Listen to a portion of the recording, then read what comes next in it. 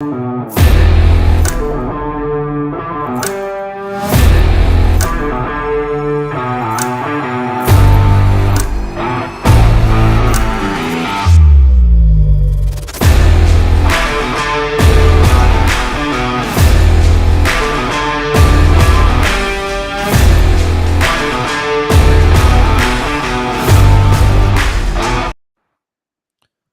right, guys, welcome to another talk on Liviana Talks Live. Today, we're going to start talking about image, right? Not just image around are you fat, are you skinny, am I good enough, but also image around filters, image around plastic surgery, image around all these different aspects that make us think that we need to look more beautiful, right? Or make us think we need to look more attractive. With me today, I have a very good friend of mine, Eve Mapanda. She is the mental health director and also mental health advocate for Africa Healing Foundation. Eve, welcome. Thank you so much, Mario. Lovely to be here. Thanks, Eve. Yeah, it's how's your day coming along? Yeah, it's good. I've been quite busy, up and down as always, but I'm just thankful for the gift of life. Oh I yeah, woke up today, so that's enough to be grateful for. absolutely, right? Better 6 feet up than 6 feet under, as I always say. But Exactly. one thing we're going to be talking about today is the mental battle of our image. A lot of times we always think, are we too skinny? Are we too fat? I want to take a picture, but is my natural like good enough? Right? Is it not good enough? I know me coming from an obesity journey, right? Some of that mattered, right? Did I have to puff up my chest? Did I have to look skinnier than what I wanted to? Right? Because I was a bigger guy, you know. So one thing that I was curious to get your thoughts on is where do you see the mental battle of our image today? Right? You being a mental health advocate, you being a mental health director, right? Where do you see the world as it is today versus what it was yesterday? Oh, that's a really good question. I think just even not only for advocating for mental health, I actually have lived experience around mental health, and some of those mental health problems that I myself had were around self-image, which really affected my self-confidence. I think in terms of how it was yesterday, looking back in terms of when I was growing up, there was still that pressure of wanting to fit in, and also for me personally coming to the UK and having to adapt to the Western culture where there was things like weaves. So for me, weaves was a way for me to cover up my forehead because I was constantly bullied around having a big forehead. So that really made me insecure, lack I lacked confidence. So I went through like most of my 20s having wearing a wig, not appreciating myself and who I was. And I think not just in terms of self-image, but it's the pressure of trying to fit in. Today, I would say it is worse. And I'm saying that because thinking about when I look back at my pictures back in the day, we had there were things where it was so much easier than it is today because we've got filters today. We didn't have filters in those days, so I couldn't filter my weave. So this days you can filter everything, and I feel like the children and the young people of today do not have are not equipped enough with the mental resilience to be able to deal with what's out there, and so they're falling into this trap of wanting to fit in, wanting to change their looks. There's more young girls doing fillers now more than ever to have puffier lips, or to have the jawline, to do the is it the BBL, um, and so you find young girls are feeling the pressure of having to do this just to either look pretty or fit in. But what people don't realize is there's a lot of what's the word with that pressure. It Like can pressure social pressures? social pressures can lead someone to do something that is life changing. And I think that's what a lot of the young people of today don't realize. So I think that's my take on it. No, and I think you mentioned something really interesting, right? Where you came from Africa to a Western society, right? And a question that I would have is, what was the difference, right, in your mental battle, right, your own mental image battle there? What was the difference coming from Africa? What did you experience there versus going to the UK? Right, because that's not just like an image change, that's also a culture shock on top of an image change. Oh my gosh. So just coming from Africa, I think one thing that I felt really was um, the need to fit in, but also trying to adapt and with the surroundings of the culture here. And the pressures that I faced mostly was, in school, um, and just being able to, in a way, I was trying to fit in so hard that I was forgetting myself. Mm, And in turn, I was forgetting my values, I was forgetting my culture. Um, and that really led to a lot of mental health problems for me, um, coming from Africa and then having that culture shock coming here. And on top of that, not just the way I looked, but the way I sounded. So, having the African accent was something that, I was bullied with. So it made me conscious and it made me really not speak up, mhm, not want to be not want to be in the spotlight, not want to be the one who's at the front, giving a presentation, because there's something I probably will say, and then the young people would end up laughing at me or my mm, schoolmates. So it did really affect me, in a very big way. And it's something that I thought I had managed until I started going to therapy quite recently. Um, mhm, and I think that's one of the things that really came up for me in terms of not being able to speak up, and some of the things that made me struggle with my mental health. mhm. And you know what's interesting is you mentioned in that part of the discussion, right? Like the switch in cultural shift, right? And I would imagine in that shift also came the switch in cultural beauty, Mm, right? So, for example, that cultural beauty in the Western society could lead to, for example, wearing a weave, right? Could lead to, for example, you know, dyeing your hair, right? Or trying to look more like where you are to try to assimilate, right? You mentioned trying harder to fit in, right? So trying harder to fit in is not just how you act, it's also how you dress, right? It's mhm. also how you present yourself, right?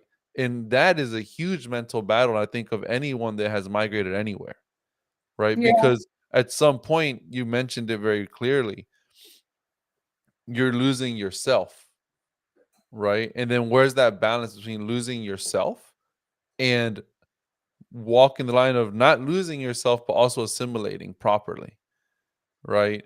Um, and one thing that I'm curious about, was earlier we started talking about, the social media aspects, the social pressures aspects, right?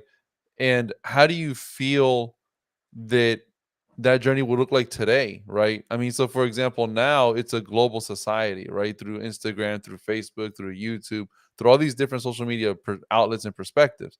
So, you, what do you think would that journey look like today for someone coming from another country, whether it's to the UK, whether it's the United States, whether it's to Latin America? But what are your thoughts around that? And then what tips would you have? Because now they're seeing the quote unquote what beauty should look like, right? But is that really true? Mm. I think I think the other good thing, I think there is a good thing to the society today is, I think with social media, people are more relaxed in a sense of they're able to express themselves on social media. there's more people now, and like a platform like TikTok, where you see people sometimes, um, they'll just come as they are. They'll just Mhm. come as they are. They will do what makes them happy, but then Mhm. which is a beautiful thing. And I think for someone to really let their guard down and decide to tell the world that this is who I am. And even people from Africa now are more on social media. Wherever they are, they're just posting things. But then I think it's important to think about, where do you draw the line in terms of the expression of art on social media? Is it Mm. for yourself, or is it for the people, the viewers? Because when it crosses the line from it being something that makes you happy and makes you express yourself, to making others happy, then obviously that's going to have an impact on your mental health, because you're no longer doing it for you. Wow, that so it's funny. I saw a picture, drawing, whatever it is the other day, and it was literally like someone with like an IV, injected into their arm, and it was a bunch of likes in the IV bag, right? And that's feeding their ego, feeding, whatever it is that it's feeding. Right. And I think you mentioned, something pretty interesting where, are we doing it for likes? Are we doing it to show that, hey, we are cool? Or are we doing it to show that, hey, like, I look great, look at me, like, comment on me. Right. But the other thing that people don't, think about is the other perspective of that. Right. Mm. While you get a lot of likes, you could also get a lot of nasty comments. Yeah. Right. And then that, to me, that's also, again, you get all the likes in the world, nice comments, but then with the ugly comments, that's just as chipping away as anything else. And I think that gets pretty interesting, right? That kind of dynamic in using social media to try to figure out who you are within your own image.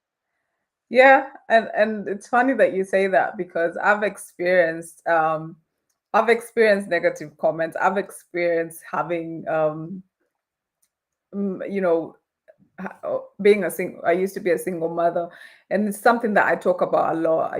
I was a teen mom, and it's not something I'm not ashamed of my past. It's something that I talk openly about, and also my mental health, and just the work that I do. And one of the things that I've had trolls come on and tell me about my past, and just you were a single mother, you were just this, and to me, it really sometimes, I see those things, and I have to ask myself, how does this make me feel? Mm. Um, and and the reason I'm able and I am in a position to take those comments and be able to read them is because I've done the work on myself. Mm. I'm at a point in my life where I'm not going to sound like you, Mario. I am not going to sound British, because that's not who I am.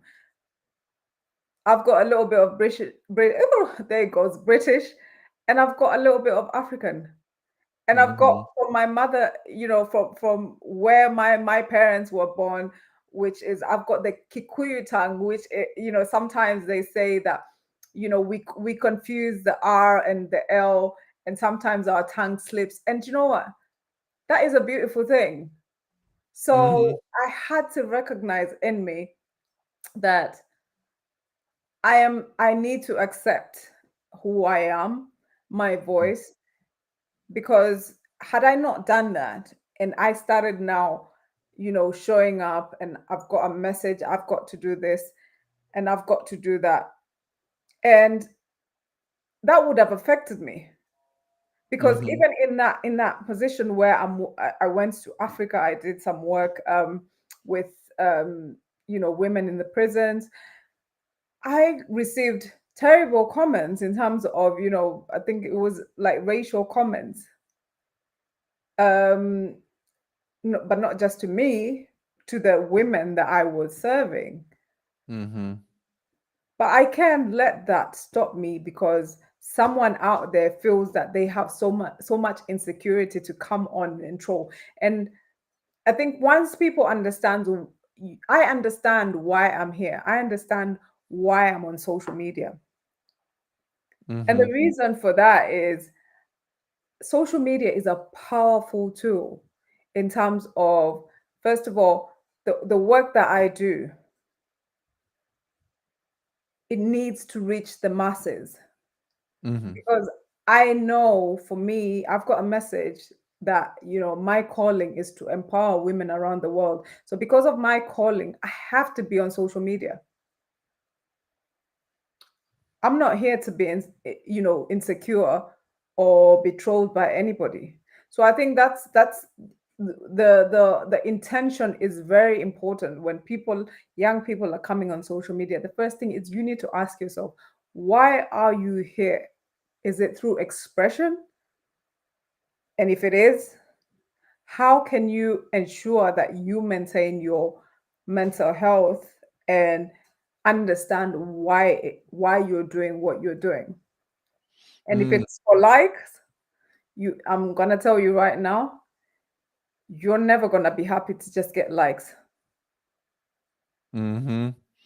And you know what? What would you what's that advice you would give to someone, right? That is putting up that image of whatever they are, but they might not be, right? What is that journey that you would give advice to and saying, try to find yourself by doing X, X, and X? What would be those X's?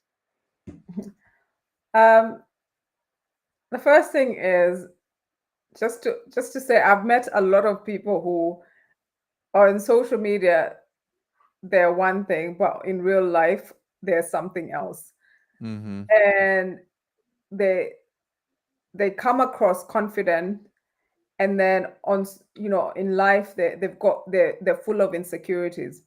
And the one thing that I want to say is, for people who are looking, and this is where comparison, do not compare yourself to someone that you see on social media. That's the first thing, because they only show you a snippet of their life. Mhm. They don't Mhm. show they show you when they're happy. I decide what content to put out there.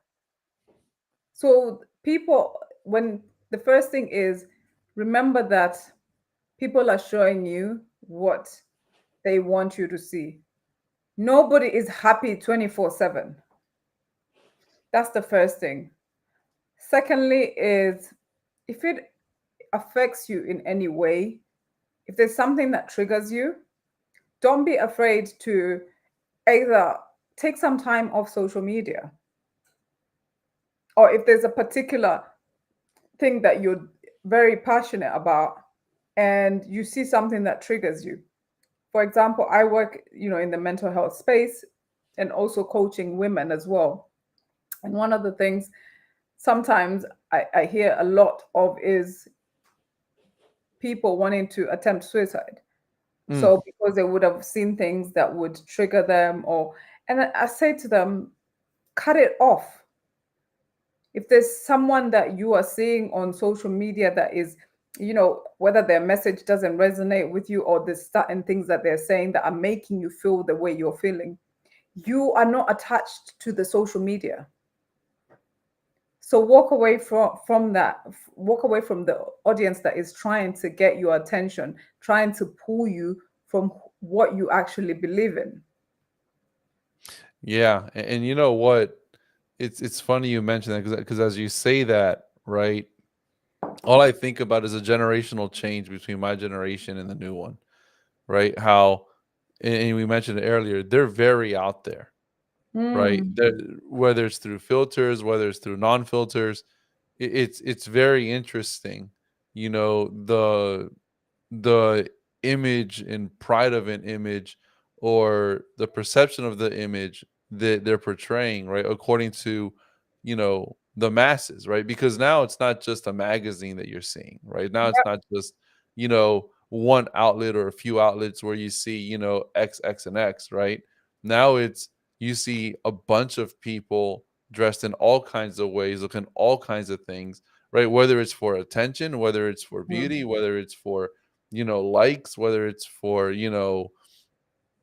growing your influence. So one thing that I'm curious about is what would be your message, right, to the people, that are coming on to social media for, I want to say the first time, but are early users of it, right? And what are the risks and what would the boundaries be? What would be your recommendation to parents? Because I think personally that social media drives a lot of what our mental battle is. Mm-hmm. you know, I think social media today is much more powerful than any magazine that you could ever see. Yeah. And I think one of the things, especially as parents and being a parent myself, um, it's all about education. I think for me, it's important for me to empower our girls, and empowerment is in different ways. And one of the things that I always think about is they're always watching us. They're watching me. They're watching their dad. And one of the things that I've always seeked to, even when I was a single mother, is to really just empower them to be themselves. Mm, And there's a certain thing around being unique, which I always teach them. Which now, if you look at social media, everyone looks the same. mm, Everyone is trying to be aesthetic. Everyone, it's like even when you're looking at people's houses now, they all look the same.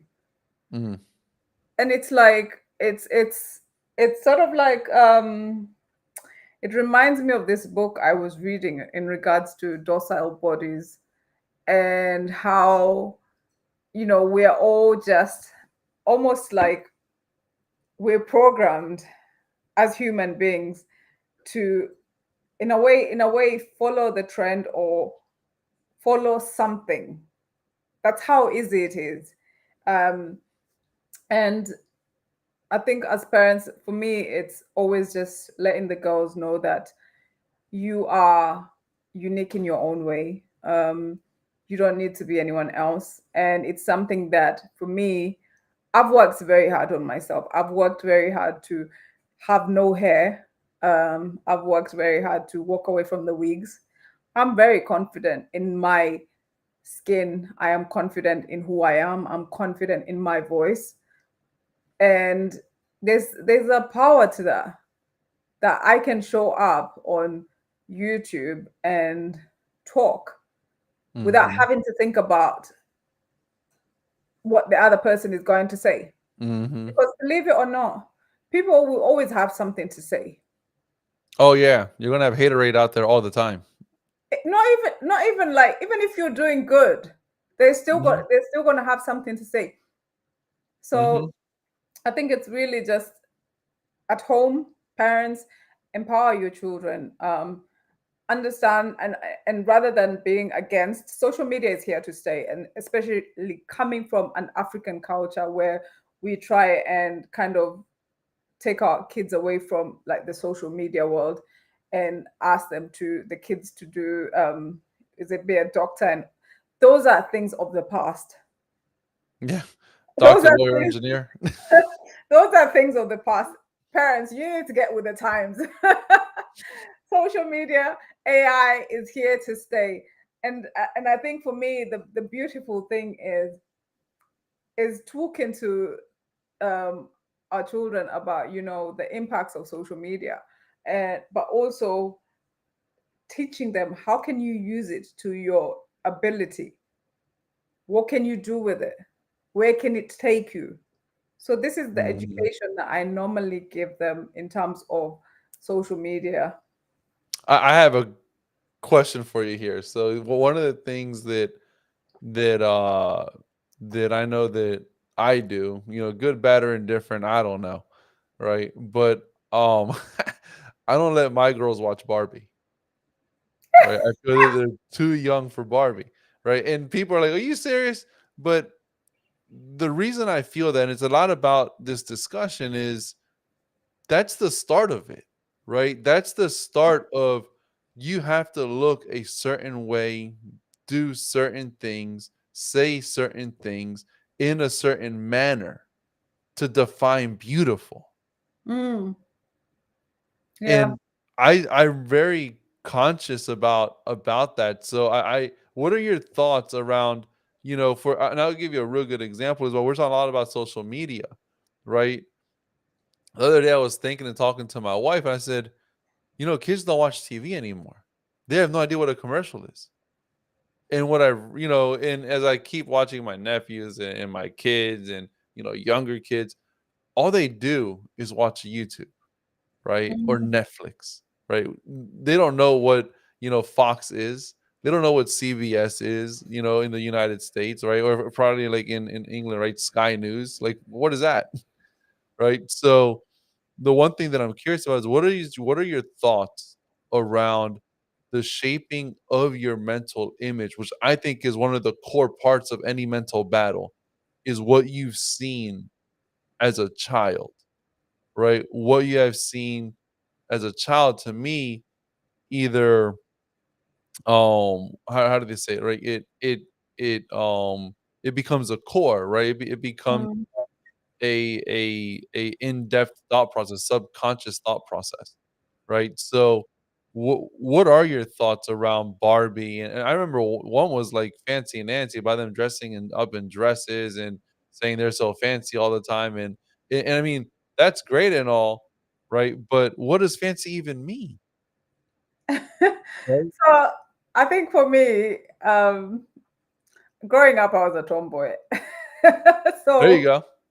I was a tomboy, and obviously having a child at 16, I had to grow up early. So and I think the my firstborn, she was more into like the brats type of thing. Oh, that's the opposite, right? That's like the emo ones. Yeah, she still is. So thankfully, my daughter is like 21, and she doesn't even like, when it comes to social media, she's like the young people who just not interested. She's not interested in posting anything. If you even, I think I'm more active than on social media. She's not interested in it, and but that then goes back to the upbringing. Mhm. So one of the things is, really, I've always empowered the girls in terms of, knowing who they are. Even when they went through their own bullying in school, it's like, I remember there was a time that the school that she had gone to, she it was mostly predominantly white people. Mm. And I remember going to parents' evening and having to hear from the teacher, that, because he actually said English is not her first language, which it is, because she was born in the UK, and he went on to say, something around it. It no, it wasn't a natural talent for her, so she needs to look for something else, or something along those lines. And Mm. I was like, you are telling my child to be something that you think she fits into. And I wrote a very long email. No, boy. I'm one of those mothers, like, you don't tell these kids anything to put them down. And I am, I'm always like really empowering them. So back to your question, in terms of like parents, it empowerment starts at home. We can't expect society to raise our children. And one of the things that I even had to call myself out and hold myself accountable is those times when we get busy, and then it ends up being, oh, you're too tired. And obviously YouTube is there, the kids are going to go on YouTube. So I had to really change the structure of my working to realize, especially with the last one now, it's spending more time. I work now till a certain time, um, and so that we're there, we're present, we sit down and watch a movie together. So another thing that parents have done now is use social media as a way to distract the children, um, which now is having this negative effect where they're spending a lot of time on social media, and then we wonder why the our children are so influenced. So for me, I would say for like any parent is just, if that's something that you've noticed, maybe you've spent a lot of time, you're working, and obviously sometimes, eh, especially with this current climate, there's a lot of parents who are working to make ends meet. So it's just really organizing your time, and also being mindful of, you know you don't want your social media to raise your kids. You know what? That's very powerful. It kind of reminds you of something I saw this morning, actually. Um, so there's some person out there where they look at different people walking down the street, and then they your outfit cost, right? It's really interesting. They even have like a diamond, like is it real or fake, right? And I'm watching this, and literally I'm watching this, right? And people saying, "Oh, I have like a $16,000 chain here. My pants are $10,000. This is 12,000. All these things, right? Which is building, right, an image of whatever that is to someone that's viewing that. And I'm here thinking to myself, you know, okay, so he keeps going, and this person's outfit's like God knows how much. I don't know, like 40 or 50,000. I don't know, right? Just the chain alone is probably like 30,000. So he goes to another person, same kind of deal. I have this, I have that, I have this, right? Again, building an image of what beauty and success looks like, you Mm. know. And it's funny because I'm watching this, and the whole time I'm thinking, if you go to any high end conference or tech conference or event, I can almost guarantee you the guy in the back wearing shorts and sandals is probably the richest person in that room I love that. because he does not care about any of that. And he does uh, not care about that image. I love that you say that, because there's this saying that says, the I forgot what it says. It basically says, how could I forget? You know how they say that the thing that makes the most noise, something along those lines. But in a way, the saying kind of just talks about how what we see, someone who is making a lot of noise about what they have, what they do, and who they are often the ones who don't have what they say they have, or do what they do. Hmm. It could be the person, and this is why I always say to, I really always teach, like whenever I'm teaching in my communities, is do not disregard people, no Oh matter where yeah. you are in life. Do not look down on someone thinking they have nothing just because they don't dress, quote unquote, how society expects us to dress.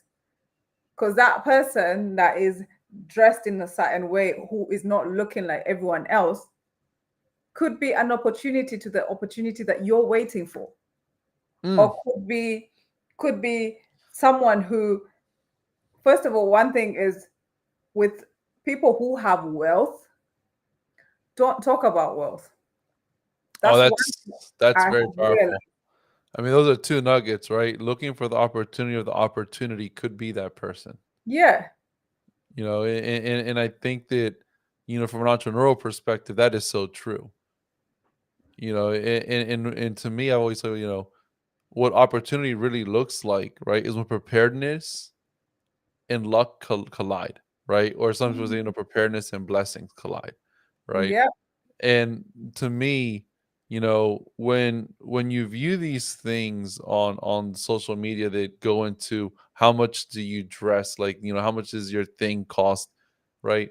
What value is that really bringing, Mm. right, to the person ingesting this process? And I won't lie, I watched like a good 10 minutes of this thing. I won't even lie, I did. I watched it, right? But from a value perspective, it didn't bring anything of value to me, right?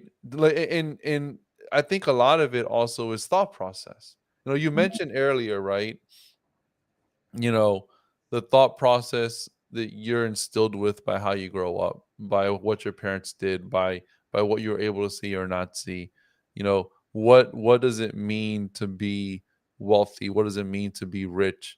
A lot of times, when we're going somewhere, right, we try to put on this persona, right? Mm. And I believe that persona is because of, that mental battle of who you really are, right? How many times does someone put on an outfit, right? Twice or three times to check, am I too fat? Am I too skinny? Do I look like this? Do I look like that? Right? All the time. How many times have we put on, different shirts, different pants when we go out, right? A lot. And a lot of it is, yes, we do want to look good. And I don't disagree. You look the best you can look. But at the same time, don't get caught up in what you've seen. And on top of that, you're forgetting another thing. Oh, go for it. Noticed on social media, I really want to ask these people, like the influencers and everybody, the people that I see on social media, I have one question. And that is, they never wear the same outfit twice. Like, where are you all getting the money from? You know what that's called? That's called the return policy. Apparently, it's a thing that wearing, if you're seeing some on your social media, and I've noticed a few influencers mentioning it, that they can't wear the same thing on their profile and stuff like that. I'm like, really? I've worn this shirt like 15 times. I've got clothes where you will see me in the same top, like some of my videos. I don't have time to be changing. There's people who don't have clothes in some parts of the world. My mind is to be able to gather things so that I can provide clothes for those people. So I think this is where people need to recognize what are their values. Um, if you've got if you've got children, what values do you want them to learn? We can't be um, in the same space trying to educate our children, the next generation, about empowerment, but yet we're not really talking about the true issues of what is actually causing this problem.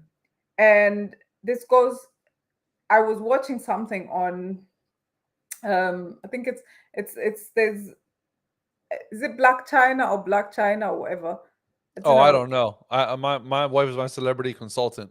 Okay, I could never identify I these don't know people. about the celebrities, but it was my daughter who was showing me, and I looked and I was like, and I think she's got so many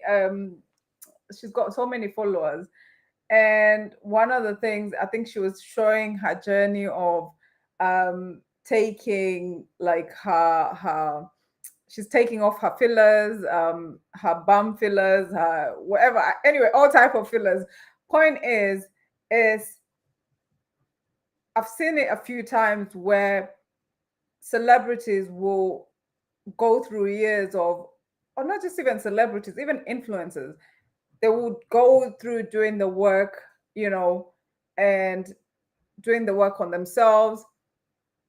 But in the same sentence, it's talking about women empowerment, or empowerment in any type of um, setting. But then after some time, they will come back on social media and say that they need to take it off, or they're going to reconstruct something, or they're not happy with who they are because they feel like they are not who. And that is why I'm saying, like, before we jump into these things of trying to change ourselves, let's understand that some of these things have consequences. People don't talk about people don't often talk about the death rate. There's a Hmm. death rate that is accompanied with this type of um, impacting your self-image with surgery. But Hmm. we don't talk about that enough. Interesting. And you know what? I didn't even think about that. You know, I didn't even think about a death rate or, you know, for me it's just, oh, okay, they got a BBL, or they got There's, whatever they got. there's Like, some I don't women know. who've died on the table because of those BBLs, but people don't talk about that. That's very so in that light, right? Um, you know, what what is your thoughts around that, right? You know, do you think if that was more in the forefront, that would bring a more of a grounded point of view, you know, to the ones that would want to get it or not get it? What are your thoughts around that? I think it's more each to their own. That's the first thing I would want to say. I think that I don't want to say there's nothing wrong in terms of whatever it is that you want to get done, but understand why you're doing it. Mm, Understand, is it your decision, first of all? And mhm, then be in a space where um be in a mental space where you feel good about yourself. mhm, So if you feel like the way you are right now, and you love yourself, and you feel like you are content and you're not doing this, then by all means go ahead. But if something has triggered you, or another person has triggered you for you to go and get surgery, that's not you wanting to do it. So I always say, take your time to also get information on what you're doing. Make sure, especially for the young people, mm. get get an informed decision before you make that life-changing decision. Just make sure you've got all the options before you make that decision. I can't say that it's something, because we're all going to want to change something. I mean, I've considered a breast lift. Listen, they're not as sparky as they used to after childbirth. That's good. That's funny. So, so it's just showing that we're all human, but it's like, just understand, be in a space where you're happy with yourself before you go and make these life-changing decisions.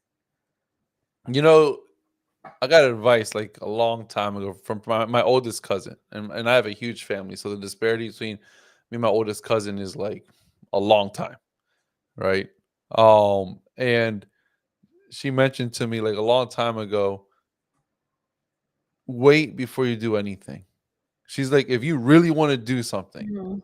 she told me, she's like, wait like 5 years, wait like X amount, right? Whatever that amount is, but don't do it in the next 6 months or a year. Yeah. You know, and I think when it comes to the image journeys, right? They are life changing. They are life altering, right? There could be bad incomes or bad outcomes around whatever you get done, right? It might Mhm. not even look the way you thought it was gonna look. You know, let's be honest there too, Yeah. right? Like that also happens. You know, so I think one thing that I think that we've covered in a lot of ground here in this mental battle of our own image, right? From the social media aspects of what younger people view as an image that builds, this perception of who they need to become, Mm. right? We've also tackled the battle of, I'll call it the fancy Nancy battle, right? The battle of You know. literally how am I dressed? How much am I worth because of what I'm wearing? Right? Another thing that when people see builds an image of, oh, you know what? I need to get, whatever those brand fashions were, because I honestly don't know what they were. Um, I won't lie. I'm a simple guy. And then even covering the augmentation of one's image, or the Mm, augmentation of one's body in a journey, right, to try to feel more beautiful or try to fit in, right, or try to do whatever you're trying to do, right. mm, Um, and I think one of the things that I'm curious about is, out of all those different aspects, what do you think is one of those core components that can shape something, right? That core component that can be that change, that game changer as someone is growing up. mm. I think you have to first of all exercise patience, like you said. Just wait. Be sure that what you want to do um, is something that you want to do. Mm. Sorry, just a minute.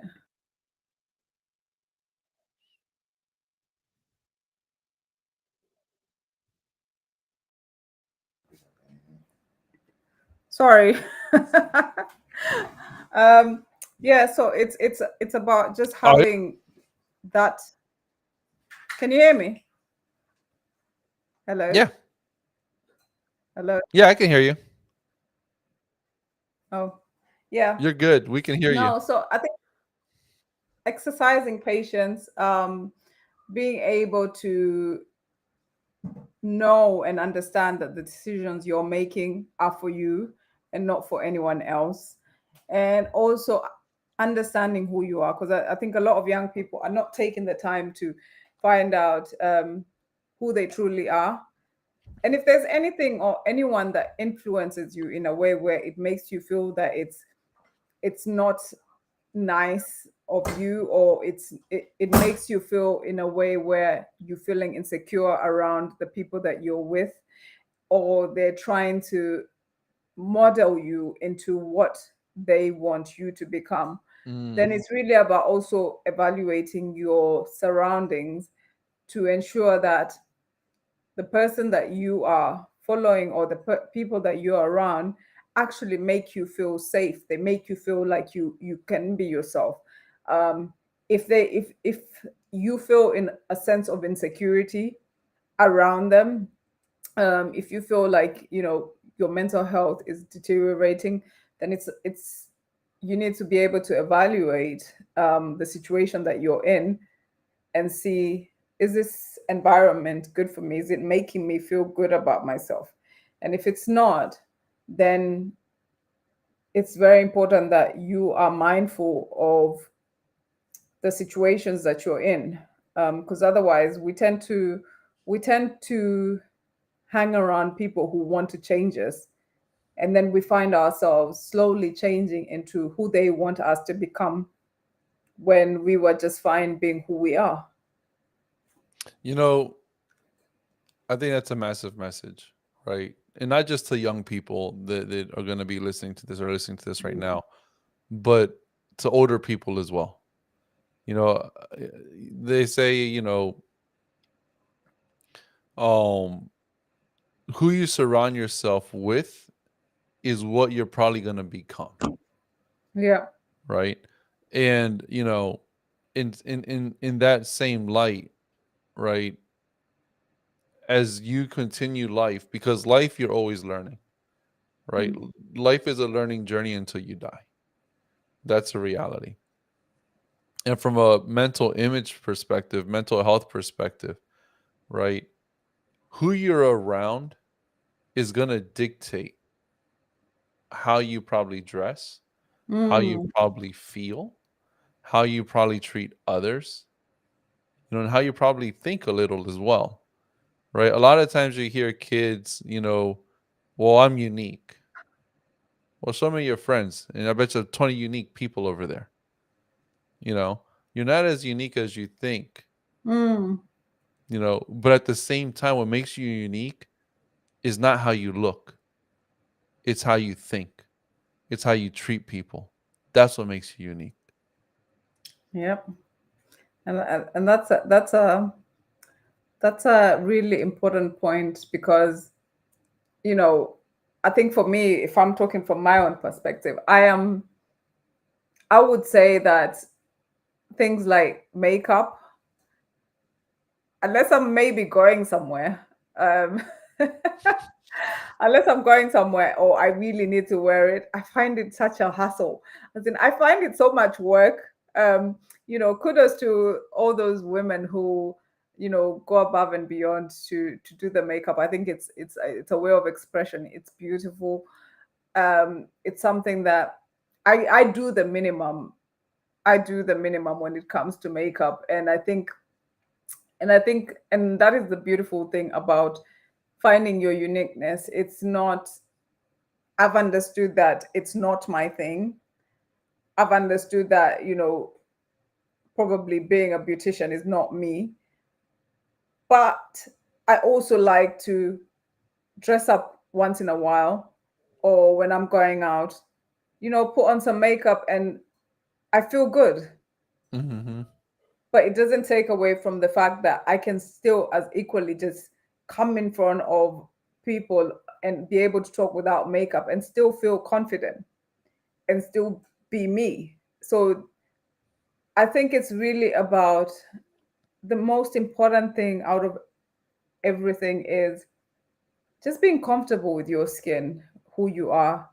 Um, doesn't matter, what background you're from or who you are as a person, because everyone is unique in their own way. And I think it's very important that you understand, whoever is listening, that you understand that you don't hold the same qualities as someone else.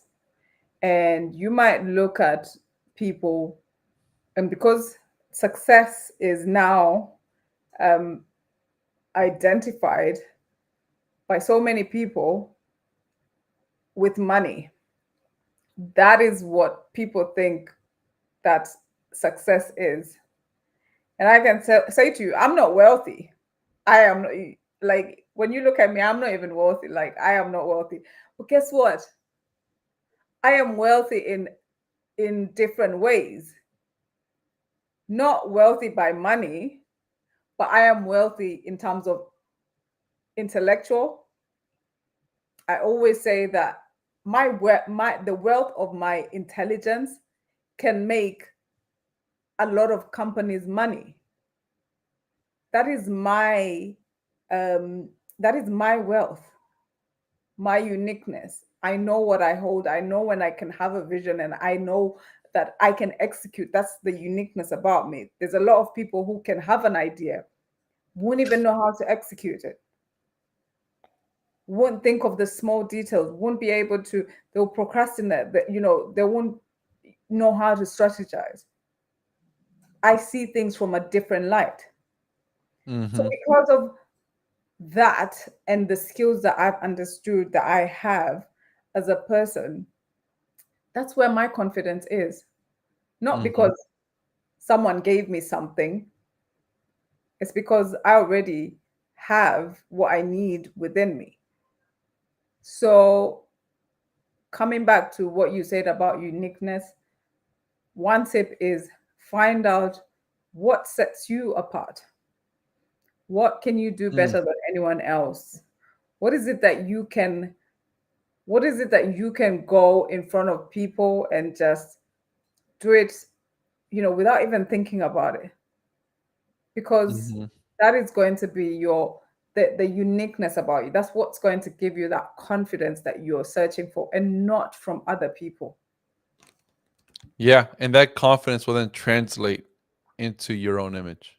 Yeah. You know, that's right. And I think for the ones listening and the ones who will be listening, one of the challenges that I have for you guys, right, is try and do one thing whether it's the way you dress, the way you act, the way you do something, right? And do it to your natural ability, Mm. right? If you don't care about wearing, for example, heels, and you're only doing it because everyone else is doing it around you, I challenge you to not wear heels, Mm. right? Be you, be you. In a lot of the younger generation listening to this, you guys are always saying, well, I'm me, and I'm me. Well, are you really? Yeah. You know, are you really? And you might be. I don't know, but are you really?